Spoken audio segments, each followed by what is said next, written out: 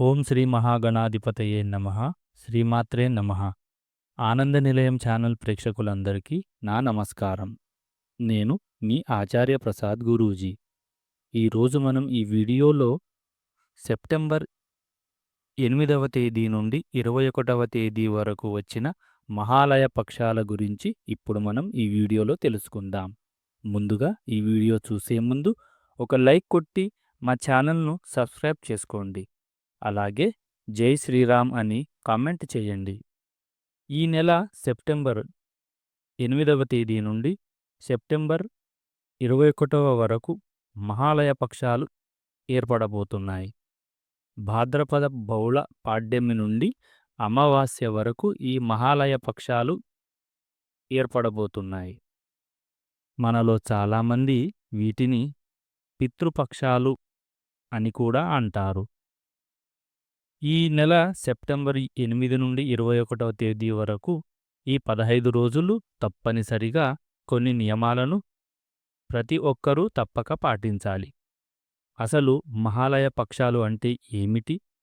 ఈ 15 రోజులు ఎలాంటి నియమాలను పాటించాలి అనే విషయాల గురించి ఇప్పుడు మనం ఈ వీడియోలో తెలుసుకుందాం. సెప్టెంబర్ 8వ తేదీ నుండి 21 వరకు చనిపోయిన మన పెద్దలను పూజించాలి. ఎందుకంటే ఈ మహాలయ పక్షాల్లో చనిపోయిన మీ పూర్వీకులు భూలోకానికి అతి దగ్గరలో ఉంటారు. దేవుళ్లను ఎలా అయితే పూజిస్తామో అదేవిధంగా ఈ మహాలయ పక్షాల్లో చనిపోయిన మన పూర్వీకులను ఆరాధించాలి. మన కుటుంబంలో మరణించిన మన తల్లిదండ్రులు కానీ తాత ముత్తాతలను కానీ ఈ మహాలయ పక్షాల్లో తప్పనిసరిగా స్మరించుకోవాలి. అప్పుడు మాత్రమే మీ ఇంటికి మంచి జరుగుతుంది.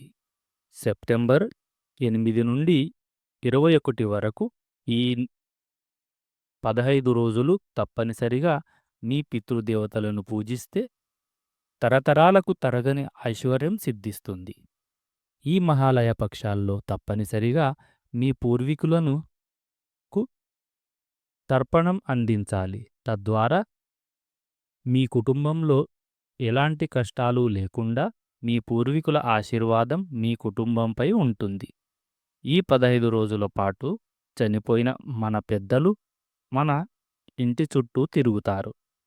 కాబట్టి ఈ పితృపక్షాల్లో తప్పనిసరిగా కొన్ని నియమాలు పాటించాలి. పితృదేవతలను పూజించేవారు ఈ 15 రోజుల పాటు బ్రహ్మచర్యం తప్పకుండా పాటించాలి. ముఖ్యంగా ఈ మహాలయ పక్షాల్లో శుభకార్యాలను అస్సలు నిర్వహించకూడదు. వివాహాలు చేయడం, ముహూర్తాలు పెట్టుకోవడం, నామకరణాలు చేయడం ఇలాంటి శుభకార్యాలను అస్సలు చేయకూడదు. అదేవిధంగా గృహప్రవేశాలు కూడా చేయకూడదు. అలాగే అద్దె ఇల్లులు మారకూడదు. ఈ మహాలయ పక్షాల్లో ఎలాంటి మంచి పనులను ప్రారంభించకూడదు. పుణ్యక్షేత్రాలకు వెళ్ళి తల వెంట్రుకలను కూడా ఇవ్వకూడదు. భూములు కొనకూడదు. అలాగే భూములు రిజిస్ట్రేషన్లు కూడా చేయించుకోకూడదు. ఈ మహాలయ పక్షాలను పీడదినాలుగా భావిస్తారు. కాబట్టి ఈ 15 రోజుల పాటు మీ ఇంట్లో ఎలాంటి శుభకార్యాలను పెట్టుకోకండి.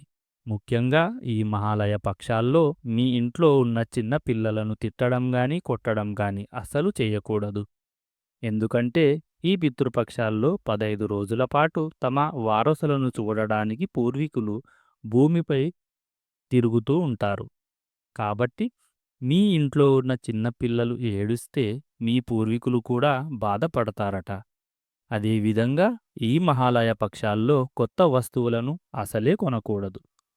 కొత్త బట్టలను కొనడం, బంగారపు నగలు కొనడం చేయకూడదు. ముఖ్యంగా ఈ 15 రోజుల పాటు జుట్టు కత్తిరించడం, గోళ్లు కత్తిరించడం, గడ్డం గీసుకోవడం అసలు చేయకూడదు. అలాగే ఈ 15 రోజుల పాటు ఇంట్లో ఉన్న ప్రతి ఒక్కరూ తెల్లవారుజామునే నిద్రలేవాలి. పొరపాటున కూడా ఆలస్యంగా నిద్ర లేవకూడదు. ప్రతి ఒక్కరూ ఉదయాన్నే స్నానం చేసి మీ ఇంట్లో ఉన్న పూర్వీకుల చిత్రపటాలకు పుష్పాలను సమర్పించి మీ పెద్దలకు నమస్కారం చేసుకోండి. ఇలా చేయడం ద్వారా మీ పితృదేవతలు చాలా సంతోషిస్తారు. అలాగే ఈ పితృపక్షాల్లో 15 రోజుల పాటు చనిపోయిన మన పూర్వీకులు పక్షుల రూపంలో మన ఇంటి చుట్టూ తిరుగుతారట. కాబట్టి మీ ఇంటి ముందుకు ఏవైనా పక్షులు వస్తే వాటికి ఖచ్చితంగా ఆహారం వేయండి. మీ పూర్వీకులు సంతృప్తి చెందుతారు. అలాగే ఈ పితృపక్షాల్లో కాకులకు, వీధి కుక్కలకు తప్పనిసరిగా ఆహారాన్ని పెట్టండి. అదేవిధంగా గోసేవ చేస్తే చాలా మంచిది. గోమాతకు ప్రదక్షిణాలు చేయడం, గోవుకు ఆహారాన్ని తినిపించడం ద్వారా జన్మజన్మల అదృష్టం కలిసి వస్తుంది. ముఖ్యంగా ఈ మహాలయ పక్షాల్లో బ్రాహ్మణులకు తప్పనిసరిగా స్వయంపాకం దానం ఇవ్వాలి. అదేవిధంగా ఈ 15 రోజుల పాటు ఇంట్లో ఎలాంటి గొడవలు జరగకూడదు. ముఖ్యంగా ఇంట్లో ఉన్న ఆడపిల్లలు ఏడవకూడదు. ఈ పితృపక్షాల్లో మీ పూర్వీకుల పేరు మీద అన్నదానం చెయ్యండి. మీ పూర్వీకులు స్వర్గానికి చేరుకుంటారు. ఈ పితృపక్షాల్లో అన్నదానం చేస్తే అనంతకోటి పుణ్యఫలితం లభిస్తుంది. అదేవిధంగా ఈ పితృపక్షాల్లో మీరు వండిన ఆహారంలో కొంత భాగాన్ని తీసి పక్కన పెట్టుకోవాలి. అలాగే రాత్రి సమయంలో కూడా మీ వంటగదిలో కొంచెం ఆహారాన్ని పెట్టుకోండి. ఎందుకంటే ప్రతిరోజు రాత్రి సమయంలో మన పూర్వీకులు మన ఇంట్లోకి ప్రవేశించి ఇంట్లో ఉన్న ఆహారాన్ని స్వీకరిస్తారట. రాత్రి సమయంలో మన ఇంట్లో అన్నం లేకపోతే మీ పితృదేవతలకు కోపం వస్తుంది. మీ పితృదేవతలు కోపంగా ఉంటే మీ కుటుంబంలో ఎన్నో సమస్యలు ఏర్పడతాయి. దీన్నే పితృదోషం అని కూడా అంటారు. మీ కుటుంబానికి పితృదోషం ఉంటే మీరు చేసే పనుల్లో ఆటంకాలు ఎదురవుతూ ఉంటాయి. అలాగే మీ కుటుంబంలో ఉన్న ఆడవాళ్లకు చిన్న వయసులోనే వైధవ్యం కలుగుతుంది. అలాగే కుటుంబంలో సంతానం లేకపోవడం, పుట్టిన సంతానం జీవించకపోవడం, అనారోగ్య సమస్యలు ఇలా ఎన్నో తీవ్రమైన సమస్యలు ఏర్పడతాయి. ముఖ్యంగా సంతానం లేని దంపతులు ఈ మహాలయ పక్షాల్లో మీ పితృదేవతలను స్మరించుకుంటే ఖచ్చితంగా సంతానం కలుగుతుంది.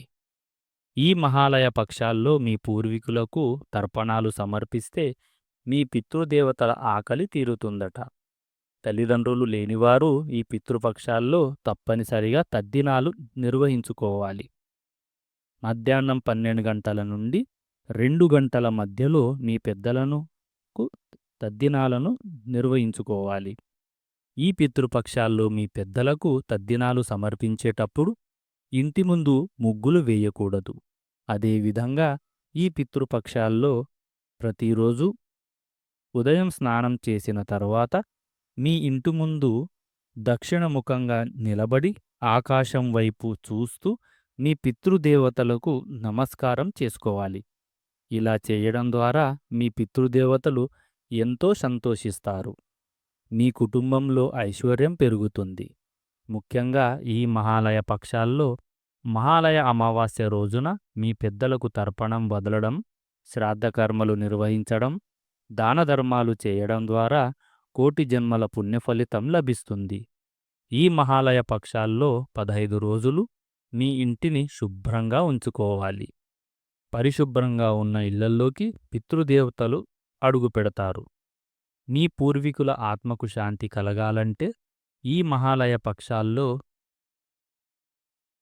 ప్రతిరోజు సాయంత్రం సమయంలో మీ ఇంటి నైరుతి దిశలో ఒక చిన్న దీపాన్ని వెలిగించి మీ పూర్వీకులను స్మరించుకోండి.